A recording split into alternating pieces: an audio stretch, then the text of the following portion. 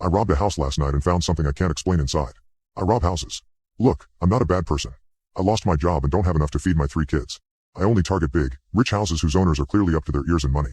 I don't break into houses with kids. Swing sets in the backyard are an immediate deal breaker. I don't carry a gun or any kind of weapon, because there's too much risk I'll get scared and hurt someone. This is just a temporary thing. For my wife. For my kids. To survive. My latest target was a huge mansion on the north of town. It was the perfect house to rob, placed at the end of a lonely road, far from neighbors and witnesses, and it was clear the owners had a ton of money. The house had all the extras: a captain's walk overlooking the front yard, a massive deck in the back, and several bay windows.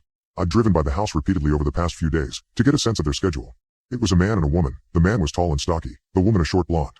I'd seen them through the dining room window a few times, eating expensive steak and drinking red wine, under a crystal chandelier.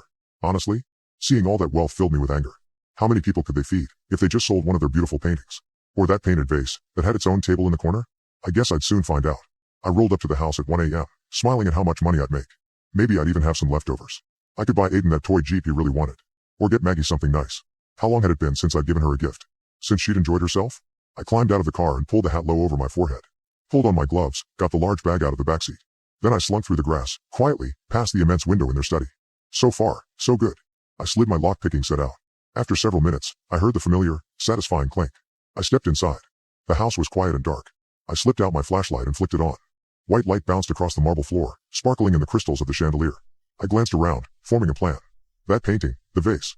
My eyes lit up as I noticed the woman's purse hanging on a chair. Jackpot. The unmistakable LV of Louis Vuitton graced its surface. Nearly giggling, I grabbed it and slung it over my shoulder. No, wait.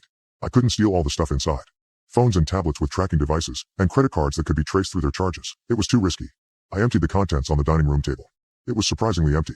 Tissues, a tube of lipstick, a phone, and a wallet. I picked up the wallet, pulled out the 320s inside, then set the wallet back down. Wait.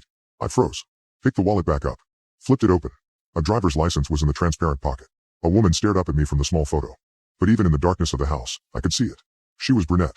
Yet, the woman I'd seen in the house was blonde. My heart started to pound. I scanned the rest license. Height, 5'8". Eyes, BRN. I aimed the flashlight's beam on the photo, studying the woman's face. Hard to tell if it was the same woman. I'd only seen her from a distance. I set it back on the table, a feeling of unease settling in my gut. Okay. What else? I glanced into the kitchen. In some of the other houses I'd broken into, they had silverware, real silverware. Like, knives and forks made out of silver. Nabbing even a few pieces would get me some good cash. I stepped inside. The room was dimly lit, from the blue light on their super fancy refrigerator. I crept forward, around the immense granite island. Wrapped my fingers around the carved metal handle and tugged. What? Empty. I opened another drawer. Then another. They were all empty. A terrible feeling settled inside me. Just take what you need and get out. I walked back through the kitchen, and back into the foyer. A painting hung on the wall, set in a gilded frame, depicting a roiling ocean under a stormy sky. I grabbed the sides and lifted. It was heavier than I expected, but I was able to lift it off the hook and shove it into the bag. Okay. The purse is easily $1,000, and the painting is probably at least $500. That should be enough for a few months. I turned around to leave, when my eyes caught on the vase. It sat in the corner, perched on a small table. No flowers in it. Apparently it was too good for things that grew in the dirt. The neck and base were a beautiful shade of jade green. Tiny looping handles on either side sparkled gold, and in the center, a painted woman poured water from a jug. I walked over to it, my heart pounding in my chest. Slowly, I lifted it from its perch. Something rattled inside. I froze. Every hair stood on end. I brought it up to my face, examining the woman, the curls of gold. Just leave it. The voice inside me screamed. You have enough. Leave it. Get out of here. I tipped it over. 2 nickels rolled out. I let out a breath I didn't even realize I'd been holding. Then I let out a laugh, a soft hiss through my teeth. What? I thought something scary was in there. Like what? A bone? A finger? A dried up, rotten human heart? Stupid. I threw the vase in the bag. Now, really. Get out of here. But. I glanced across the hall. The door at the end hung open. I could see the edge of a bed, a fancy wooden post, and beyond it, something glistening on the vanity table. Jewelry? Before I could stop myself, my feet were moving forward. I grabbed the edge of the door, slowly pushed it open. No. The sheets were soaked red. Terrible shapes lay in the bed, twisted and still.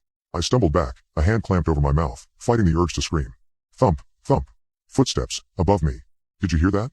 A woman's voice. Yeah, a man's voice replied. I think someone's downstairs. I bolted, my feet slipping against the marble floors. Leaving the stolen goods, I ran out of the house, across the front yard. I dove into the car, panting, and peeled out of there. I was right, it was the perfect house to rob.